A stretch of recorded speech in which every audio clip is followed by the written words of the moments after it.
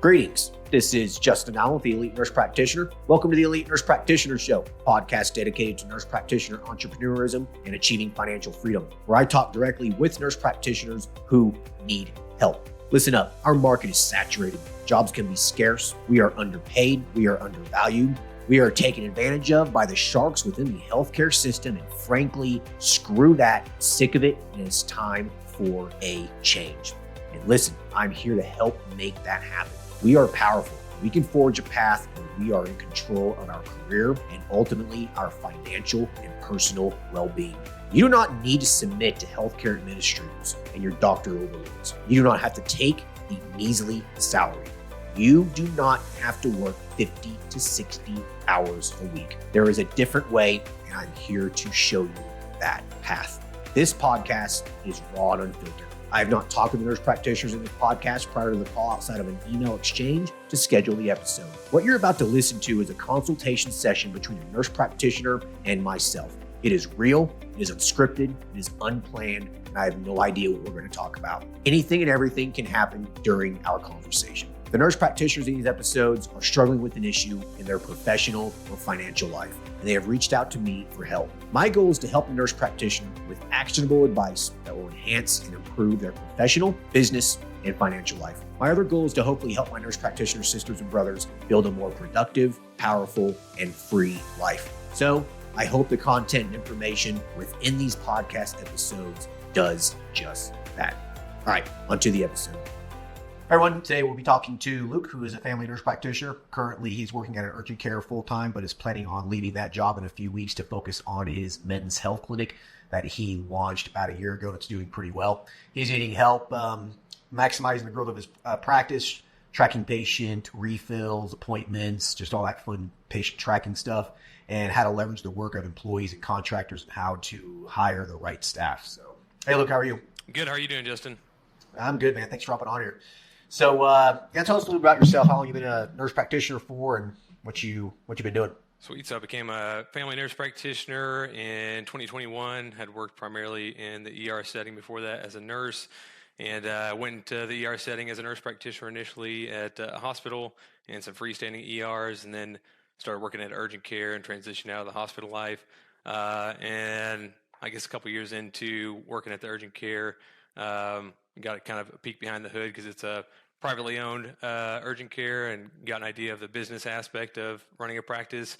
And that's when I kind of stumbled on your information at theleemp.com and started looking into that, and had thought about doing my own practice for a while before that, and was looking at doing an urgent care. But then when I found your model, which required taking on no debt and kind of having a cash-based business, that seemed more up my alley. So had an opportunity locally where I'm at to open one where there wasn't one at all. And so opened up a men's health clinic last year, the last weekend in October, and things have been going really well so far. Yeah, cool, man. Good for you. So you've been kind of doing a lot more of the acute care stuff as an NP in the ER than doing urgent care stuff. Yeah.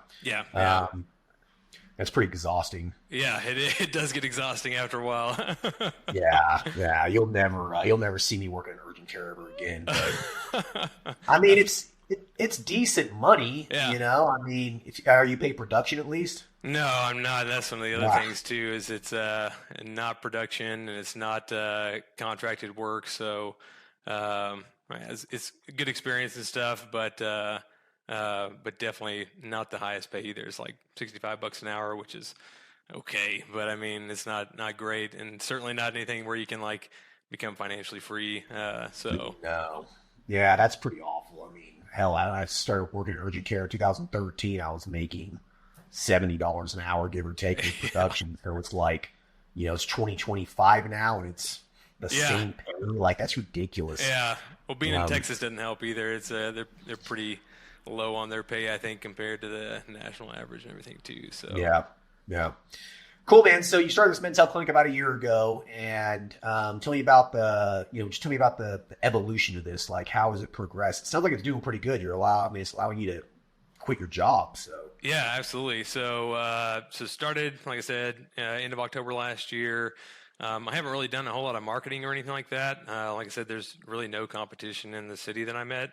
So I opened it up, put up the Google business listing like you recommend, and kind of just followed your guide step by step as I went through the process, and things have been growing pretty organically. Average, I guess, about uh, anywhere from 5 to 10 patients a weekend currently, and I just see patients on Fridays, like starting at noon till the evening, like 5 o'clock, and then Saturday is just partial day on Saturday. So last couple weekends have been pretty full, 9 to 11 patients total, and and this weekend's already full.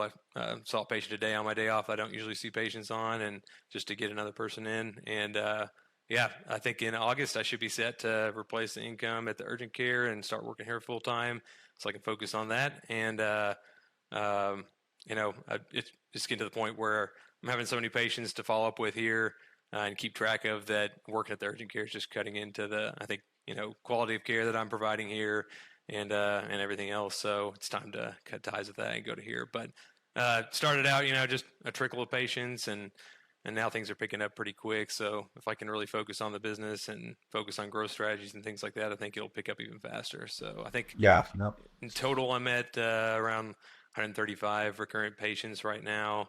And yeah, like I said, a few more this weekend, hopefully to add to that. So Yeah. Cool, man. So when you say 9 to 11 patients on like Friday and Saturday, is that new patients or is that new also patients. Yeah, new all new patients? patients. Yeah, yeah. Wow. Okay. So you're just getting 10 patients on average a week, new patients plus your follow up. Right, So right. Yeah, so it's keeping yeah, me super busy. I mean, I'm following up with people while I'm at the urgent care between patients, and yeah, taking patient calls whenever I can. So I've been working there full time and doing this full time for the past year. So ready to have at least a day off, so I can be with the family again and focus on some of that. So yeah. No, I hear you, man. Well, congratulations, dude. Getting that point in a year is, pretty impressive. So, thanks, whatever appreciate it. you're doing it right. Yeah. So, um, are you in an area that's saturated, or are you in an area that's there's not really a whole lot of these services? There's like I said, there's no other men's health clinic in the area. There are, a couple primary care doctors, and some of them will offer TRT to their patients, but the majority of them, don't even want to treat patients for testosterone replacement therapy. So we're about 30 minutes outside of the nearest big city, a big metroplex, kind of outside the DFW metroplex, actually. So it's far enough away where there's enough patients that need a men's health clinic nearby. And a lot of patients recently have been coming. They found us on Google and were like, I'm just looking for a closer place, so I don't have to drive 30 minutes, for my appointments and all that. So, Yeah, nice, um, man. So I mean, that area is extremely saturated with men's health, but you right. found a nice little area outside of it where there's not, there's these services don't exist. So, Yeah. anyone listening to this who thinks that it's too saturated in one area, like always look outside of town, like look Right. somewhere within 30 minutes to an hour. I guarantee you can find a smaller town that has it. So, I mean, you're proof of that. Um, so what kind of services do you offer mostly? Just, I mean, testosterone replacement therapy, obviously, but Sure. you do anything else? Yeah, absolutely. I do weight loss and peptide therapies. So I have a pretty good compounding pharmacy that has a variety of peptide therapies, even some of the ones that, tried to get nixed by the FDA a while back. So, and they're still, getting good quality product with third party testing and all that. So, Yep. so those are kind of the three main areas. There's just like I don't know, maybe a handful of patients on weight loss, and a lot more of the newer patients recently seem to be interested in the peptides. So kind of followed your advice on that and just uh, do it a la carte and, pay per vial for that and do the membership with the TRT and kind of go with that route. So Cool. Are you getting a lot of money from the weight loss, or is it mostly the testosterone? mostly the testosterone. I'd say 95% of the Okay. business right now is just TRT. So Okay. even Good. some of those patients will be weight loss, and sometimes patients will get their wives to come in and they'll be interested in weight Yep. loss and things like that. But I don't know, maybe like 5 or 10 patients on weight loss, and the rest are TRT. So Yep. Good for you, man. You don't have to worry about the GLP-1 crap, yeah, the weight loss saturation and stuff. So good. yeah, All right. That's kind of my men's health clinic's similar. It's mostly testosterone, and where I want to stick to that, So, yeah. well, cool, man. Okay, so then you're leaving your job, and now you're gonna have a lot more time to focus on your business, which is good because usually if you can start dedicating a lot more time to your business, you're going to see it. I mean, you're going to see it grow very, very quickly because you have so much more time now. You won't have to schedule patients out 2 weeks or 3 weeks. You can see them, same week, Right. So what growth mechanisms are you interested in talking about? Because I mean, you can go about this, multiple ways. Yeah, I mean, I have a couple different ideas. One of my patients actually, I get a lot of business owners that come in, and one of them was talking to me about kind of his ideas about marketing and things like that. He said he gets a lot of business from just like joining local Facebook groups and then keeping a spreadsheet of the groups, and he makes like a single post with AI or whatever, Chat GPT, and post it out to all the groups at once, and then will answer responses and things like that. So I thought that's probably pretty good because a lot of the local people use like local Facebook groups for connecting with people around the area. I tried doing Google search ads a while back, like when I first opened, but I couldn't really figure it out all that well. And I got a like kickback from Google whenever, you include like TRT or testosterone replacement therapy or things like that. I guess listening to your previous podcast, having that, what's it called? The legit script certification. Yeah, legit script certification would help with that, but I haven't done that yet. So I've thought about that, just hearing more about that on your podcast, and then I think it's probably, I think it's a good idea. Yeah. If you want to take this to the next level, I think it'd be a good idea because probably a lot of your competitors in the area aren't legit script certified. So you would be able to put yourself at the top, people Right. searching for it. So I think it'd probably be a worthwhile investment for you to go ahead and go down that path. You'll have some time on your own to do it yourself if you wanted to, Right. or you hire someone to help you out with it or whatever. So I think that's probably would be ideal. I think going into the Facebook groups locally, I think that's a smart move. I think that's more community outreach marketing. Right. It's free. It just takes some of your time, but now you're going to have that time to put into that. Sure. Like, why not? I know a lot of MPs who have gotten a lot of business by doing that, by going into these TRT communities, weight loss communities and stuff, and providing some free value, like answering people's questions, like not just trying to sell them on something, Yeah. but just contributing, Sure. and people will just ask you, hey, are you seeing patients, or, where can I learn more? And it just kind of organically happens. Expect 10% response rate or something with that, but that could grow really quick because all it takes is, maybe you get one cop from that group, then he tells all of his friends or something, and that one person turns into 20 patients, right? So, Right. So I think that's a good idea. You're gonna be, I guess, let me understand where you're at financially first. Sure. So your men's health clinic is going to be able to basically replace your salary now, Correct. right? Yes, sir. So where are you at financially? How much savings do you have? Like, I guess, how stressed out are you going to be from a financial standpoint now that you take away this other income source from the Sure. urgent care, right? Now you're just solely relying on the men's health to survive.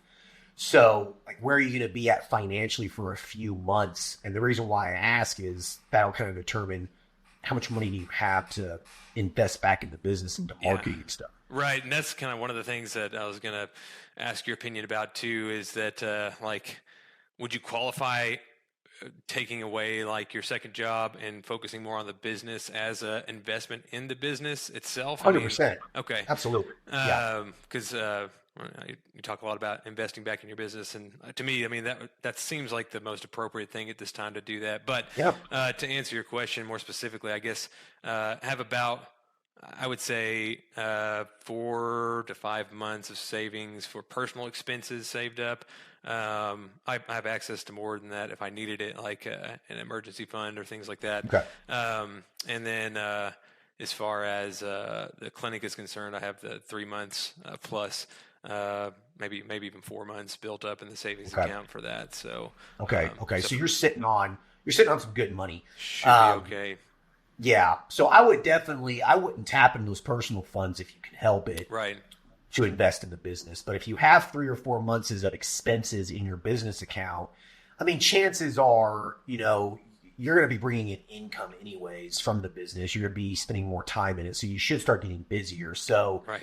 that money that you have in there, I don't think I would worry too much about keeping it there for a little while. Normally I do say keep about 3 months of expenses in the bank as your business's emergency fund. But in your case, I think it would probably be worth taking a little bit of a risk with that money and using that to invest in what you need to invest in to get this from here to here over a period of 3 or 4 months. So I would take some of that money and be thinking about, what can I use this for to increase my patient volume, essentially, so I can bring in more income? Okay. And I mean, that's going to be mostly marketing, right? So what you can do is maybe for the first month or so, just get comfortable with being solely on your own by just being self-employed and not relying on anything else. So get comfortable first with that, because it's a big shift. Yeah. Both financially and from a mindset standpoint. It can be stressful. Yeah. Okay. Sometimes it's not at all. Sometimes you just start making more money through your business and you don't notice much of a difference. So hopefully that'll be the case for you. But my recommendation would be give it about a month. Okay. And see how you begin acclimating to this new reality of yours. And then during that month, try to organically increase your patient volume by doing the Facebook groups, by, just trying to focus on getting a lot more Google business listing reviews and, just doing some stuff like that. Maybe just doing some outreach stuff that's free. Focus on that for the first month until you get used to it. Okay. And then a month from now, let's just say, sometime in September, then look at your finances, see how comfortable you are with it all, and then use some of that money to then consider doing some more paid advertising sort of things. Okay. I would avoid the traditional stuff, like radio ads and crap like that. I wouldn't even waste your time. Don't even waste your time on it. I just wouldn't. So get legit certified so you can get those Google ads. Okay. All right. I wouldn't even fool with social media advertising. Social media advertising for men's health just tends to be a waste of time. I was going to say, even with you said in the past, you've put up advertising on social media, but you've put the information in a picture and it doesn't get flagged. I didn't know if that was still a viable strategy or not, or. With a lot of this new AI stuff, man, not really. That's kind of what I was thinking. So yeah, these new AI bots, these algorithms, Facebook and Instagram and stuff. I mean, they can scan images and see exactly what's in it. They can listen to videos. When you are talking on a video on social media algorithm literally has the entire script of your video in their system, so they know exactly what you're talking about, right? So. It's going to be a little bit more difficult to do that. You could be a little bit more generic with it, just say men's health clinic and stuff like that, and just not mention testosterone. You could do that and give it a try and just really target people locally within your area. Men between the ages of 30 and 50 who are in the top 25% income bracket or something. Try to be a little bit specific with who you're targeting on Facebook and Meta. And I mean, you could give it a try, maybe just throw $50 a day at it and just see what happens. Okay. Do you have a social media presence at all? Do you have a Facebook page for your men's health clinic or anything like that? Yeah, I have a Facebook page and all that, but I haven't really utilized it a whole lot, primarily because of time restriction and stuff like that. But okay, so now that you have time, start posting on there. Right. You probably will get 0 likes. You'll probably get very, very few views. Just expect it, okay? It's a long game. It's just a persistence game. Sure. But people will start finding you through those channels, and you'll start getting messages, hey, how do I schedule an appointment, etc. So maybe you can start focusing a little bit more on building out some just organic content for your social media pages and a blog on your website, So if you create a little blog on your website, just have an article about what to expect in the first 3 months of testosterone replacement therapy or complementary services with testosterone replacement therapy, how it works, etc. Just stuff like that. Right. 500 to 1,000 word articles. You just post them on your site, and then at the exact same time, post them to your social media pages as well. And if you do that a couple times a week, it might take a little time for you to start seeing some results from it, but you will if you stay persistent with it. So that's going to be the time investment component of it for growing for growing your presence online. So, and again, that's pretty much free, right? So Right. I would say, yeah, I would say do that. Okay, for the first month, and then consider some other avenues of. Yeah, exactly, man. Okay. Just consider maybe throwing a few ads out on Facebook just to see. Like I said, don't expect a whole lot from it. Sometimes Right. it's just a dud, man. It just really won't work very well. Some people Yeah. it does, some people it doesn't. So give that a try. Okay. But maybe even a billboard. That's what You I know, was if you going to got- ask too. Is like there's a lot of good highway space, and anyone outside of us basically has to come through the city that we're in order to get into the metroplex. So I was thinking of putting like billboards on the other side of town, Yeah. and even coming back in from the metroplex and stuff, just to get some more visibility out there. Because a lot of guys will call and they're like, I didn't even know you were here. Like, I've been going to Fort Worth for so long, and Yep. found that y'all guys are way closer. So, and they're like, "How long you been here?" And so, if I can get some more visibility and just let people know that we're here, I think that'll help a ton. Drive. Yeah, I business. think something like that would be pretty good. Put it in between your city and the metropolitan area, and just put something very, very simple on there, like tired of the drive, Right. Yeah. offer therapy locally, something like that, right? Yeah. That's actually a good idea. Yeah, I think something like that might not be a bad idea. Most billboard companies, they'll allow you to sign a contract for just 3 months. So Right.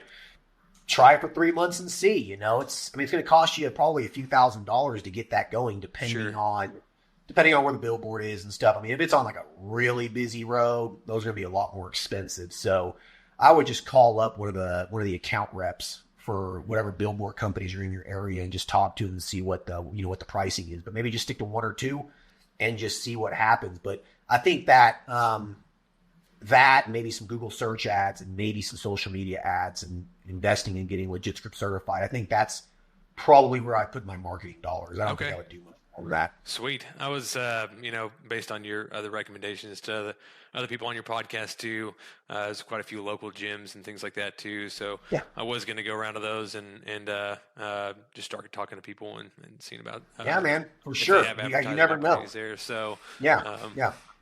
yeah.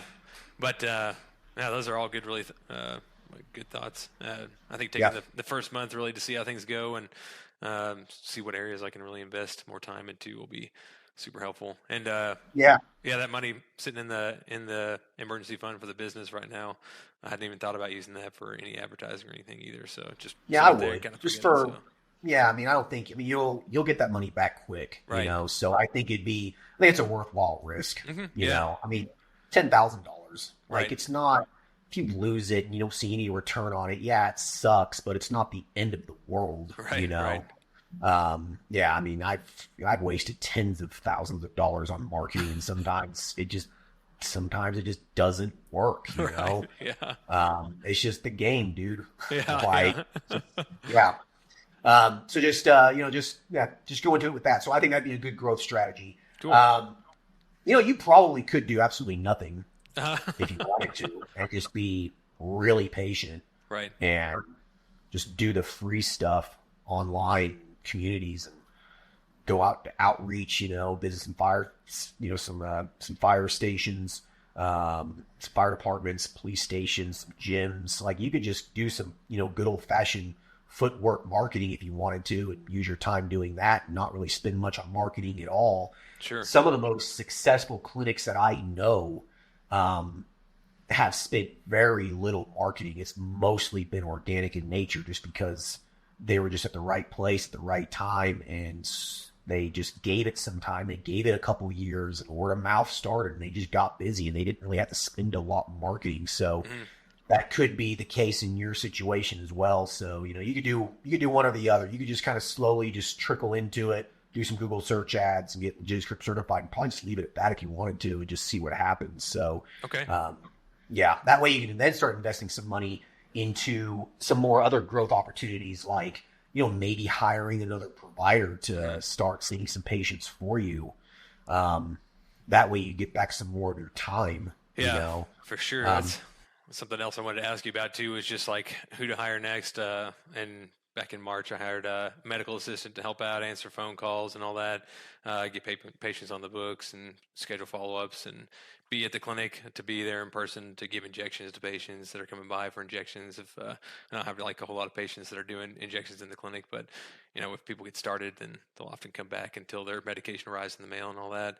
But I didn't know if like the next step would be to hire another MA and kind of have the one I have here now focus more on like some of the managerial tasks, or to hire like an NP to start seeing patients instead, which would be ideal. So I can get some more, like you said, get some more time back and Right. kind of step back into more of the managerial role instead. So, How many days of the week is your MA there? How many hours a week? I think 36 to 38 hours. She's there Pretty much full basically time. 5 days a week, full time. Yeah. Yeah. When you start being there a lot more regularly, you'll be able to start seeing what she's actually doing. And you might find that she's not doing much sometimes when, there's no one calling, there's no one walking in the door. She's literally sitting playing on her phone.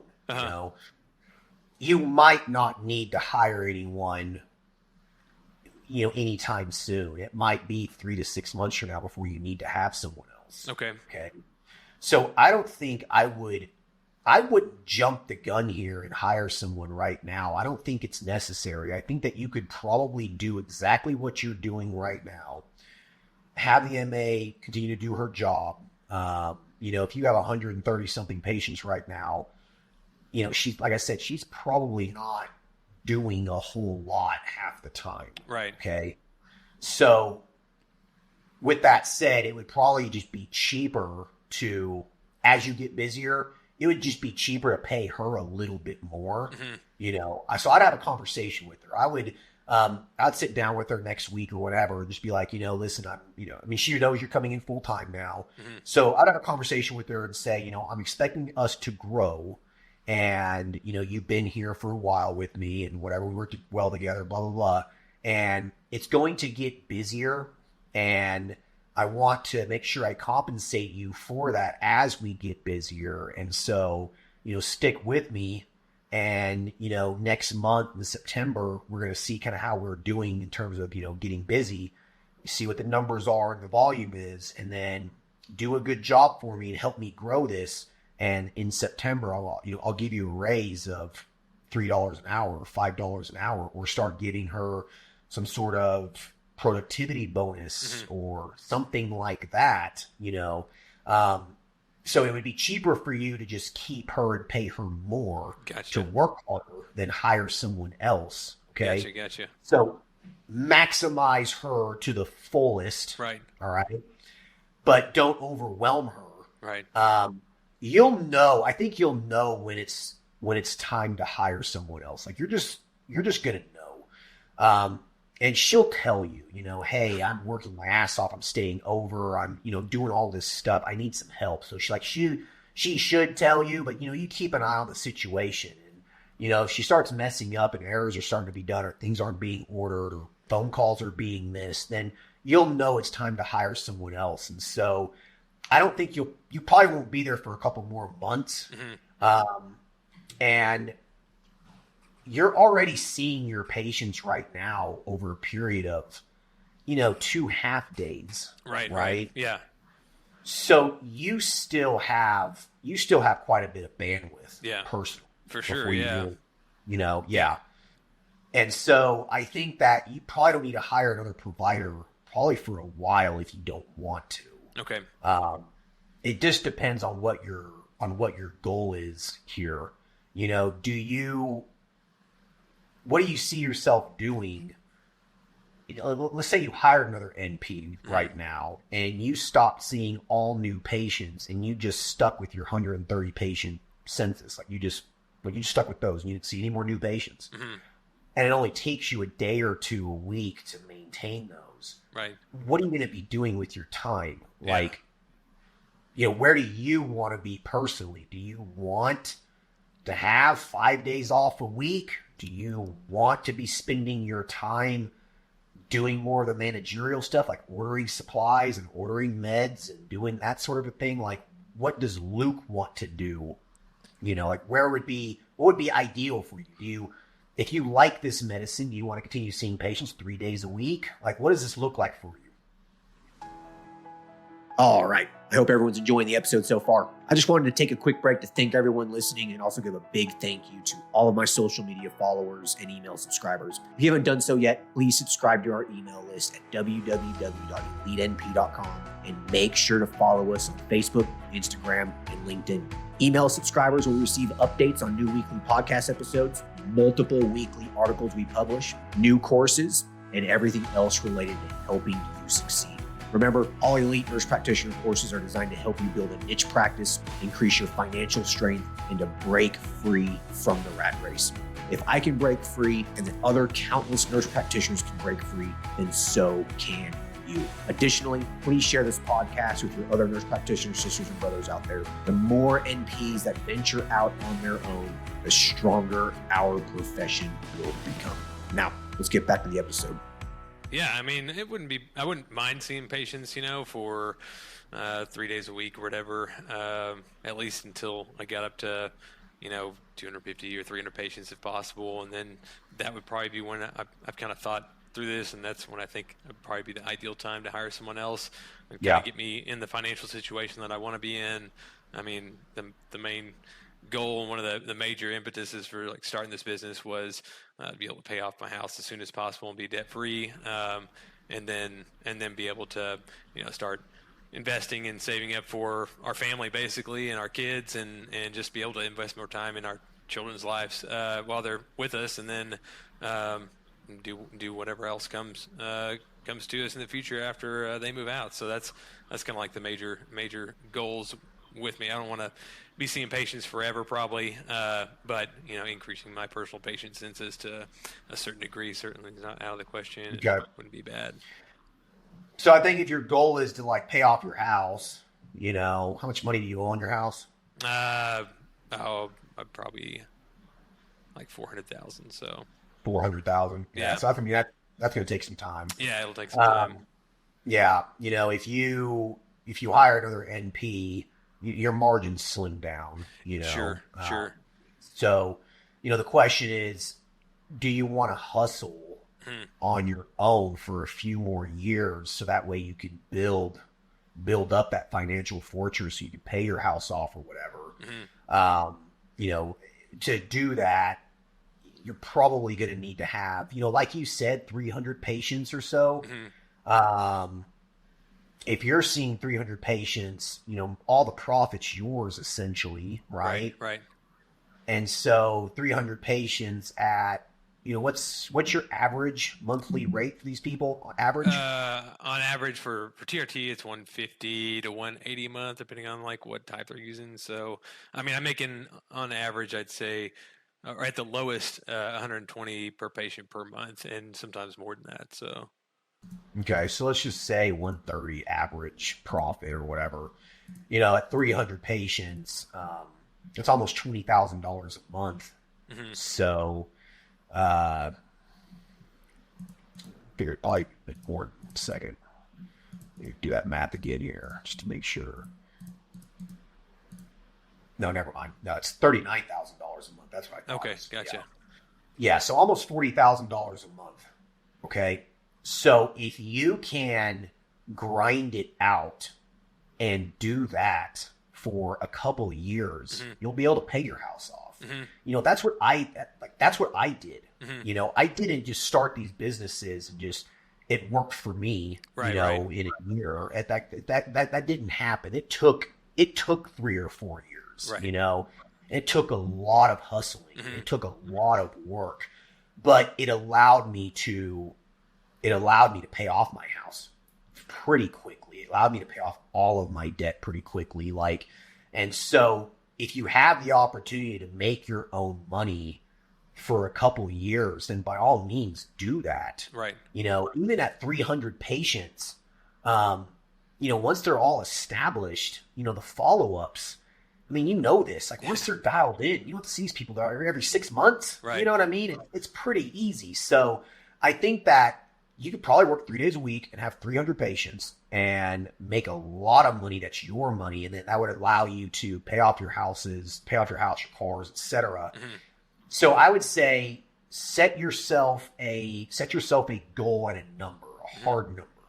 Say 300 patients. When I hit 300 patients or I'm close, I'm going to hire another NP to start taking it off, Or if it's taking 2 or 3 weeks to book someone because you're so booked out, then obviously it's time to hire someone because you don't want business. Like, people, if they call, they want to be scheduled. They don't want to wait 2-3 weeks. So if you're getting to that point, then it's probably time to hire another NP to help you out. So I would say kind of have just like two sets, basically, two hard goals for yourself. At 300 patients, I'm going to hire someone, or if I'm scheduling out more than 2 weeks, I'm going to hire someone. So I would just say have those two fail safes, essentially. You know what I mean? Like those are the two hard stops for me. Either one of those happens, I'm hiring another NP. And the beautiful thing is this NP you hire will be PRN. They will just work 4 hours a week, 10 hours a week at first until they start building out their patient census, and then that'll slowly grow. And then at that point, it's more or less, do you bring on that NP full time and have them build out a patient census of 300, 400, 500 patients? Or do you just keep them PRN and build them out to 100? And then when they hit 100, you hire another NP at PRN and then continue, you continue doing that. That's what we do. Okay, I was going to ask what your model is. If Yeah. you don't have any full-time, I don't have PRN. Yeah, I don't have any full-time NPs. They're all PRN contractors. They make their own schedule. They can see patients at 7:00 at night. I don't care. Most of us telemed. Right. So most of them I get up to 100, 200 patients or whatever, and they work 10 hours a week, and they still maintain full-time employment over here at this ER or at the VA or whatever. And then I hire another one because you don't want to have an NP come in that is full-time and seeing more patients than you, because then if they decide to leave and they want to take their patients with them, you know what I mean? Right. So patients tend to be loyal to the provider, not really the practice. Sure. So mitigate that risk by having just lots of PRN NPs. Gotcha. Okay. So that way, if one leaves, it's not really the end of the world if they try to steal 100 patients from you. Right. You know what I mean? Sure. Half of them are going to go to them with them. Easy. Right. Okay. So yeah, you mitigate that. And then if someone quits, it's not a huge deal. You don't have to pick up the slack. You have these other NPs. You have 2 or 3 other NPs, right? So you want to kind of build some redundancy in there, have some contingencies, right? So that's the way I would go about it. And it's very similar to your MAs as well. Your MAs can be more full-time. That's fine. Right. Be thinking to yourself here, if this MA you have now, if she left, how screwed would you be? Yeah. You would be scrambling, right? For sure. Especially if you get busier. Yeah. And so like right now, if she left, it wouldn't be a huge deal because you're there full time now. So it wouldn't be the end of the world. You'd be really working your ass off, but it wouldn't be the end of the world. So with that said, I would say give it a couple months, get busy, pay her a little bit more, and then hire another MA to come in to start, filling in the gaps. And then you could talk to her and be like, listen, you've been with me now for a year or whatever, and you know how all of this works. So I want to kind of bump you up to an office manager position, and we're going to pay you this now. Mm-hmm. But with that comes these responsibilities: ordering meds, ordering supplies, doing all that shit you don't want to do. Right. And that way you can just focus on patient care and, the financials of the business, basically the marketing. Right. Yeah. So I think that's how I go about it. Okay, sweet. And as far as the financials go, initially when I started seeing patients, I was giving them the option to do like invoice monthly or pay for several months up front or be put on a payment plan where they're auto drafted every month. And got to the point where 50-50 would choose to go on the auto payment and 50% would choose to be invoiced every month. And once I got to about 100 patients, it takes up so much time to like go through the invoices, make sure that they're paid, and contact all the patients that haven't paid, and try to get all that figured out, that I started just telling patients, you got to go on an auto draft for any new patient that comes in. They automatically go on an auto pay system, and that's the only way that we take payment, unless they want to pay for several months up front, of course. But Right. I'm trying to figure out a way to get the patients that are not on auto pay onto auto pay, so I can minimize having to go through that stuff. I mean, would you offer like a discount for a month for patients to switch over to auto pay, or I mean, is there I mean, it's the same thing, right? Like, you're still paying the same amount. It's just automatic payment, man. Yeah. Like, I would just have a realistic conversation with these guys, and you'd be like, listen, man, like, I'm spending a lot of time chasing these invoices and sending them out, and we're switching our policy to just go to automatic payment. Nothing changes. You just automatically get billed for it. If you don't like that, then fine. You can pay for 2, 3, 4 months in advance at one time. And Gotcha. for that, you get a discount. Gotcha. So, I mean, do you really think a patient's going to leave because of that? It just seems like such a minute thing. I don't think people are going to leave. Okay, that was my main concern, is like, I don't know if people are going to get, angry and leave or whatever, or if they're got to be understanding of it. Just if we like talk to them about it, like you said, and be like, hey, this is the problem. It's become problematic for the business. So, okay. Yeah, I would just have a realistic conversation with these guys. Most of these guys aren't idiots. I mean, they should understand it. Right. So I would just kind of just not really make it an option. I would just say, it's just an automatic payment, dude. That way you don't have to worry about it anymore. I don't have to worry about it anymore. It just gets drafted and that's it. Yeah. If you don't like that, then you can pay for 2 months in advance or more. And if you do that, you get this discount. Okay. If you pay for months in advance, you get 5% off or 10% off or whatever. So that's how I would probably structure that. Because, dude, 50% of our patients at my men's health clinic, 50%, if not more, dude, they pay for just 2 or 3, 6 months up front at a time. Yeah. Do you? So that's one thing I've been bad about, is like telling patients, that we'll give them a discount for if they pay up front for several months. But is there? You just go about that, I guess, doing your initial consultation with them and give them that information and the option to do it when they're checking out, or. Yeah, I usually don't like to talk about financial stuff during the visit. I like to try to keep it medical. And then when they check out, so when they go up to the counter, we have a piece of paper essentially just taped down right there that they see. Gotcha. And it says, this is the monthly rate, auto draft, $140 a month or whatever. Or these are the options that you have. You can do 2 months, 3 months, 4 months, 6 months, whatever. Okay. And these are the discounts that you get for paying in advance. And so when guys see that, right, someone who's decently well off or makes good money and has a decent financial sense about them, they'll see that and say, oh, I pay for 6 months in advance, I get 15, 20% off. Mm-hmm. Well, I'm going to go that route. You know what I mean? Right. Yeah. Right. Okay. So, yeah. And like, I'll get like, the high rollers who come in who are, they don't give two shits about money. They could care less about it. They just don't care. It means nothing. They see, if I pay for a year in advance, if I pay for a full year, I get 20% off. We're like, yeah, we just bill you up front for the entire year and you never have to worry about it again. That's what they do. Gotcha. Like, that's what I would do. Yeah. You know what I mean? I would try to just pay for the year and just be done with it so I don't have to think about it ever again. Right. Okay. Yeah. Cool. That was one of the major things on my mind recently with just as we've gotten busier, that's just taking up so much time. So trying to figure out a way to minimize some of the time investment into billing and all that. And that shouldn't take too much of your time. It really shouldn't. If you're spending time on that, something's just a little off. Okay. You just gotta just dial it in a little bit. So just put a flyer up right there that they can see when they check out, and have your MA talk to them about the options. Okay. And that, and just leave it up to them. Like I said, 50% will probably still do the auto drafting monthly. Then the other 50% will just pay in advance. Gotcha. Okay. So, and I would just put all the prices down right there, and I would put all the prices there. And then when they leave, you can give them give them like a patient packet, right? So like when they leave, you give them like a little information sheet or something. That's what we do. Right. Okay.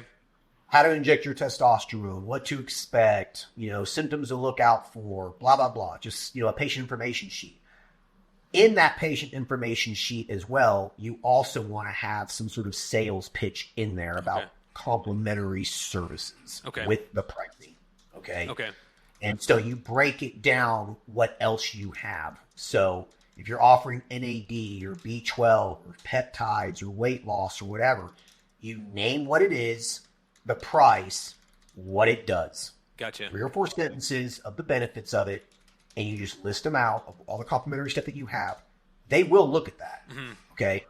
And on the follow-up, or even a week later, they will call and say, hey, I'm interested in this. Can I start that as well? Yeah, sure. Why not? Most of the stuff's benign and sync anyways. Doesn't require another visit, Right. Or when they come to follow up with you, it'll be on their mind. They'll have done some research about that peptide or growth hormone or whatever. And on follow-up, they'll ask you about it, and then you can... Okay, Yeah. sweet. Yeah, that's Right. You find it better to print that out and hand it to them in person rather than like email or whatever. Absolutely, dude. Give it to them. Okay.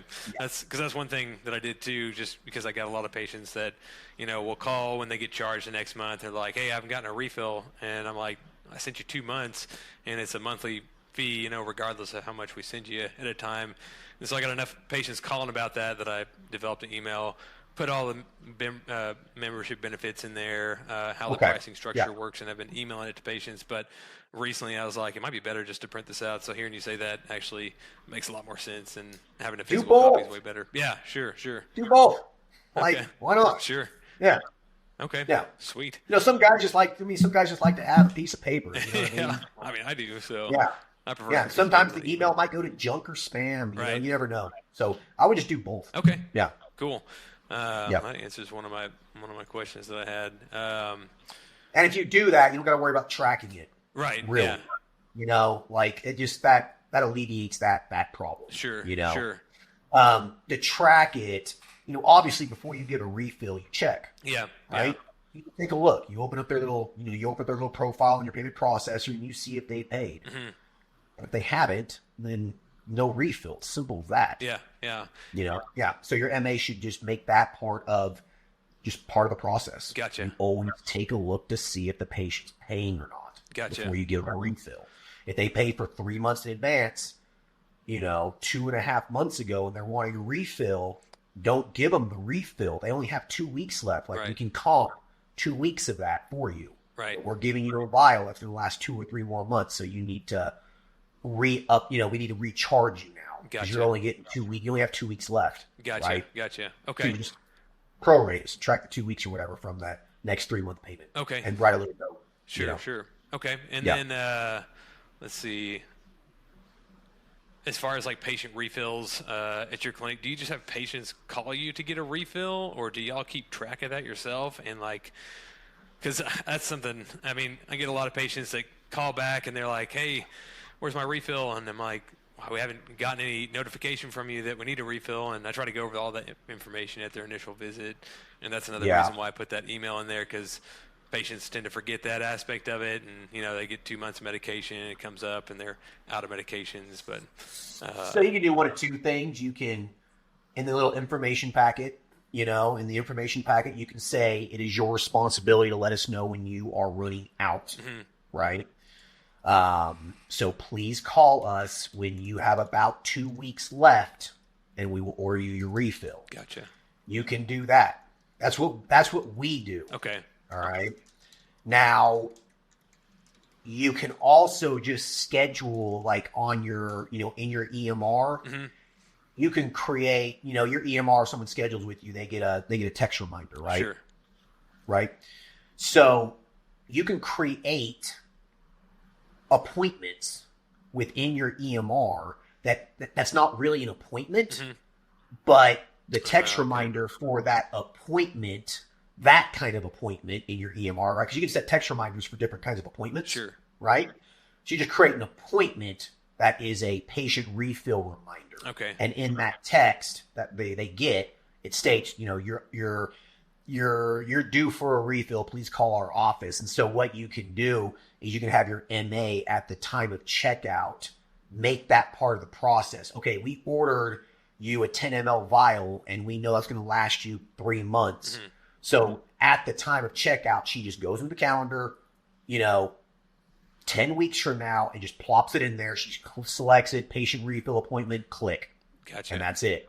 So we do that with labs. We do that. We do that with lab work reminders, because a lot of guys forget to get their lab work before their follow up. And so when we schedule their follow up appointment at the time of checkout, 3 months from now, 6 months from now, when we schedule their follow up 2 weeks before that, we schedule the lab reminder appointment. So they get a text saying your labs are due prior to your follow up. Okay. So that way that's automated. So you can do the same thing with refills. Okay. Gotcha. Yeah. So I'm just taking notes to remind myself of this information. Sure. Yeah. That's an easy way to do it. And all EMRs can do that. You just make an appointment, make a visit for that. So they get that text reminder. Okay. Gotcha. Yeah. You can just make it like a 5-minute visit so it doesn't fill up your schedule. Sure. You know what I mean? But like we schedule those at like 3 a.m. Okay. Gotcha. That was out of the real schedule and didn't block up any time. Exactly. Okay. Exactly right. Cool. Right. Let me see here. I think you hit on a lot of the stuff that I was going to ask about without me asking. Follow-up visits, you just said that. As far as like owner's draws versus like paying myself a salary, do you recommend doing that at a certain time? Like now that I'm transitioning to full time, should I be paying myself, the reasonable salary, and then doing the rest as owner draws for tax benefits, or should I just be doing owner's draws for paying myself and later on worry about scheduling like as an S corp or something like that, like you've talked about before? Yeah, you're going into this full time. Yeah. So I would just go ahead and file the form for the S corp. Okay. Just go ahead and just do it. Okay. All right. And then pay yourself a reasonable salary. Okay. You pay yourself $60 an hour. Okay. Or whatever the average shitty rate is in Texas. Yeah. Right. Pay yourself like the minimum amount you can get away with. Gotcha. Right. And you say, oh, I only work 20 hours a week seeing patients. So, you pay yourself $1,000 a week or something. So you can pay yourself $4,000 or $5,000 a month. With my men's health clinic, it was $5,000 a month. And then some of my other businesses, it was like $5,000 a month is what I pay myself. Gotcha. So I'd actually get a W-2 paycheck, right? That taxes are taken out. And so that's all I needed to live off of. Right. And so essentially, I just figured out, what do I need to live off of? What's the amount of money that I need to literally live off of? Break even. I pay my mortgage, I pay my utilities, my car payment, whatever, right? What's that amount? That's the amount I pay myself. Okay. Or close to it. Sure. All right. And then that way you have the steady check coming in. You just get used to it. And then every month, every 3 months, whatever makes sense for your business, depending on how much you're making, that's when I would take the owner draws out. So like, with a business that's not making a tremendous amount of money, let's just say you're averaging, I don't know, $20,000 a month or something. And all your expenses and everything are $7,000 or $8,000 a month that you pay rent, employees, meds, all that kind of stuff.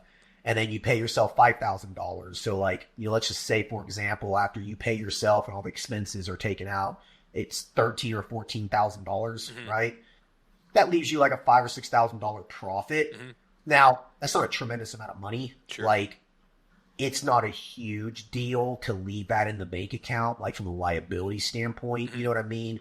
Like, if you got sued and there was $10,000 in your bank account, like big whoop-de-doo, they're not gonna come after that, right? If you're making $100,000 a month in profit, you want to take that shit out every month, right? Right. You know what I mean? Yeah, like, yeah. like 5,000, 10,000 or whatever. So like, that's totally up to you. Okay. What do you need? What do you need? Like, what do you need to live off of, and what makes you feel comfortable? So what you can do is you can take those profits out and just transfer them to a different bank account, just open up another bank account with your bank and call that your profit account. Okay. You can just drag it over that profit account. And then whenever you're ready, you just take it out. Okay. But just leave about 20 or 30% in, for taxes. Okay. Gotcha. So, Gotcha. Yeah, so you should have like 3 accounts in theory, right? Your business account where all your expenses and transactions are happening, 1 account for profit, 1 account for taxes. And at the end of every month, you can, okay, that's the profit. I'm going to take 70% of that and put it in this account. And I'm going to put 30% over here into the tax account. Okay. And then that way, quarterly or at the end of the year, you have the money sitting there for your taxes and you don't have to worry about it. You know what I mean? It's not really your money. Gotcha. You know, so yeah, so you could do that. That would be an option to do too. If you start generating a lot of money, like let's say this clinic starts really popping off, you know, some pretty significant profit, and you might get there in 6 months from now or a year from now or 2 years from now, you know, and you're pumping out $30,000, $40,000, $50,000 in profit every single month. You know, when that happens, you need to be taking that money out on a monthly basis. And that is when I would have either like a parent LLC or something and transfer it out of that business. Gotcha. You know what I mean? Yeah. Yeah. Into something else or a trust or something. Okay. Gotcha. That's one of the things that as I was setting up the business structure and everything is pain in the neck figuring out Texas's laws with all that, but you have to have a PLLC here in Texas, I guess. So you can't have you can't have like a parent LLC with a PLLC because your name as the business owner has to be the one on it. So, you know, it's interesting you say that. I know a lot of MPs that just function out of an LLC in Texas. So oh, really? I don't know. Yeah. That was like the biggest hang up in getting this thing set up. I was like, I don't know if I need a PLLC or an LLC, and tried to contact all the state people to find out what I needed, and finally used like a legal shield thing to talk to a lawyer that did business stuff in Texas, and he was like, yeah, you gotta have a PLLC. So right. I mean, at the end of the day, it probably doesn't matter that much, you know. So yeah. If you have a PLLC, it's established, your business is running through it, then, you know, don't create a new structure. It's really whatever, man. It's not necessary. Like, it would just be cheaper for you to just go to an estate planning attorney or whatever and just have them create a little irrevocable trust for you. Okay. You know? And you're the trustee and your kids are the beneficiaries. Okay. Gotcha. And all you got to do is on a monthly basis, you know, just take those owner draws out and just throw them into a trust account. Okay. Gotcha. Or create a brokerage account under that trust so you can invest that money. Okay. You know, let it grow for you. And then put it in the trust and then it'll just grow. You can invest in some bonds or whatever, get a decent little return on it. And then when you decide to pay your house off, the money's protected inside of a trust in case you ever got sued or something. Gotcha. Right? I mean, that money's pretty much usually it's hands off. Like it's in a trust, it's not in your name. Right. And so when you're ready to pay your house off, when you go to the title company and the mortgage company to pay it off, you tell the title company when it's paid off, it is being transferred from my name into this trust's name. And so that way the trust is buying the house and now the house is in the trust's name. Okay. And you live in it. Okay. For the benefit of your children. Gotcha. Okay. That's super useful information to have. So yeah, that's my houses. I don't own these houses; they're in trust name. Right. You know what I mean? Right. Yeah. Okay. So they're for the benefit of me and my family. Gotcha. Right. Yeah. So very cool. That's smart. Yeah, that's super helpful information to have. So, and the earlier you have your trust, the better it is to protect your assets. You can't create a trust after you've gotten sued. It doesn't work that way. So it's better to just get the trust made, man. It costs a few $1,000s. Gotcha. Okay. Even now, like even if you're not getting to the profit revenue that you were talking about, the $30,000, $40,000, $50,000 a month, go ahead and make one and have it there as a. I mean, you have debt. Yeah, you know, you have a mortgage. You don't. It doesn't sound like you have enough assets to really worry about that yet. Okay. You know.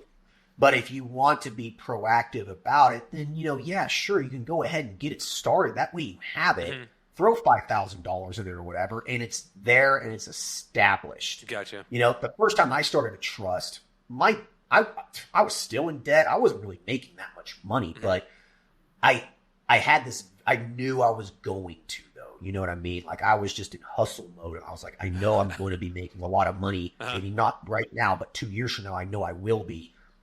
And so I got the trust formed.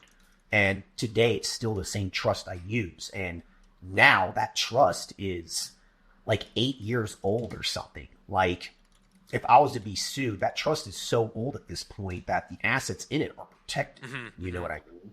If you formed a trust, got sued 3 months from now, the judge might say, hey, you know what? That's a brand new trust. We're not going to, we're not going to acknowledge it sort of a thing. So, it might be worth spending a few $1,000s to get a trust. It's only $3,000 or $4,000 most of the time to get an irrevocable trust from a estate planning attorney. Okay. It's not that. That's not bad at all. So, yeah. like you said, if it's a long-term thing, it'd be worth to do it sooner rather than later. So, yep, exactly. Sweet, awesome. So, cool. Any other questions? Let me see here. I think that's pretty much all the questions that I had, to be honest. Cool, man. Yeah. So, sweet, dude. Congratulations. Well, thanks. I think that you're doing pretty good, man. I mean, you were able to quit your job in a year. Yeah. In less than a year.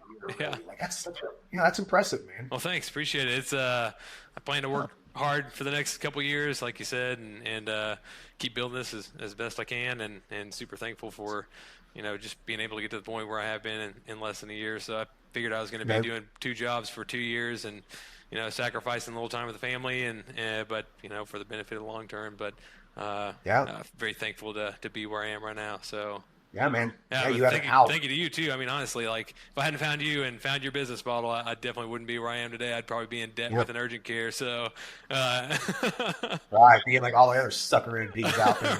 Right. Yeah. Oh my God. Like I sort of get on Doximity. I don't even know why I even get on this site. I get these email notifications. And I'm just like, that sounds interesting, and I click on it. I just read these comments, and I'm just like. So many of these NPs are such tools. Like, why do you care about what primary care doctors are making? Right, yeah. Who gives a shit if they make $350,000 a year? Who cares? Right. I know NPs that make $1 million a year because they have their own practice. That's what you need to be focusing on. Who cares what primary care doctors get paid? Yeah. And you don't pay that same amount for doing the same job. Who cares?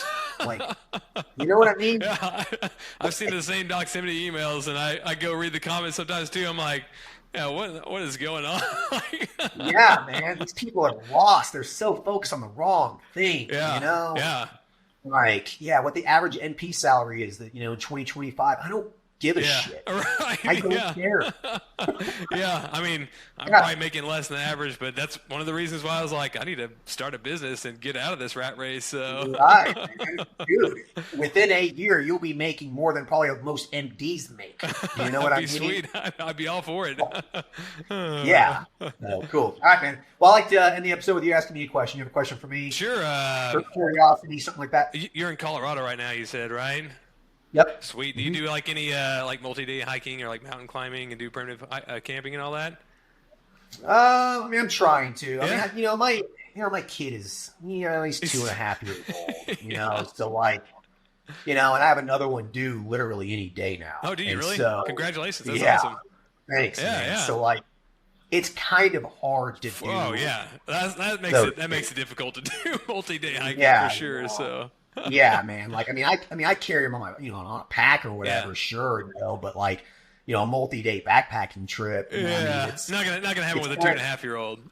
Right, exactly. I'll go with I'll go fishing, for the entire day with a buddy or something like that. Yeah. So, but I'm hoping that once the boys, the next one's gonna be a boy too. So 2 boys. So awesome. Yeah, so I'm kind of thinking once they're like 7, and then he's gonna be 2 years older. 7, 9, something like that. I can start taking on some adventures. Yeah, you know what I mean? Absolutely. That's what I look forward to. We were in Platoro a couple weeks back, Platoro, Colorado, and we got 9, 7, and a 2.5-year-old girl. The 2 oldest are boys, but the 2.5-year-old prevented us from doing any serious hiking or anything like that. But still took a UTV up to some mountain lakes and stuff, and got to do some trout fishing and stuff up there, and it was super fun. So anyways, I look forward to. Yeah, I take my boy fishing with me, but he's he's on the bank. Throwing rocks. Right. Oh, cool! He found a dragon egg. Stuff like that. He's trying to catch little minnows or whatever. So it's fun though, man. For sure. I try to be as much outdoors as I possibly can. So you're in a great state to do it. So yeah. Unfortunately, I'm going to be kind of by the time they can start doing real stuff, I'm going to be kind of more like a grandpa dad. I had kids late in life, I mean, Yeah. my first one, I was 38. This one, I'm 41. Yeah. I'm going to be kind of a grandpa dad, man. That's why I'm so focused on health. Yeah. I'm just trying to stay in shape as much as I can so I can be, that 50, 55-year-old DILF climbing up a mountain. Yeah, no kidding. Yeah, you got to be able to, take down your kids too if they get out of line. So right, exactly. Cool, brother. All right, well, listen, that's a good call, dude. So thanks. Yeah, man. Thanks for getting on Good here luck, with me dude. and allowing me to Yeah, talk man. to you. Yeah, for sure, man. So shoot me an email. Keep me updated. If you ever want to do a follow up, let me know. But I'd say give it about 3 to 6 months. Okay, cool. So, definitely, I'll stay in contact, and I'd love to do a follow up whenever things keep going here. So, all right, man. All Cool, right. brother. Have a good one. All right, bye. Bye. Hope everyone enjoyed the conversation with Luke. He's doing pretty well. I mean, he started his practice 10 or 11 months ago, and he is able to quit his job. That should be the goal. You know what I mean? That really should be your goal, is to start a practice so you can quit working for other people. Many of you already have a practice established. You're making pretty good money. You haven't worked for a couple of years. Good for you. It's a really good feeling you're able to quit your job and truly focus on your business. So, Luke's right there. And I think that, him focusing on these growth strategies is exactly where his mind needs to be, so focusing on marketing, focusing on who to hire next, focusing on how to pay himself and streamline all of his processes so his business works more for him versus him working for it. So his mind's in the right place. So be thinking about that as you build your business and you continue to grow it. Be thinking about, how can I make my business work for me more? And this episode really covered a lot of that. I would re-listen to this episode. We really talked about some good stuff. So be thinking about that during your entrepreneurial journey. So, all right. I'll talk to everyone later. Bye. Thank you for listening to the show. Quick legal disclaimer. The content of this podcast is meant for informational and entertainment purposes only and should not be used as legal, financial, medical, regulatory, or practice-specific advice. For information pertaining to your specific legal, financial, medical, or practice-specific needs, please be sure to consult with your lawyer, CPA, medical director, and or your state's practice laws and the most up-to-date clinical guidelines. As always, do your due diligence when it comes to any information found online and in podcasts. The content in this podcast is copyrighted by Galaxy Medical Southwest 2023 and cannot be duplicated, rebroadcasted, or reproduced without our written permission.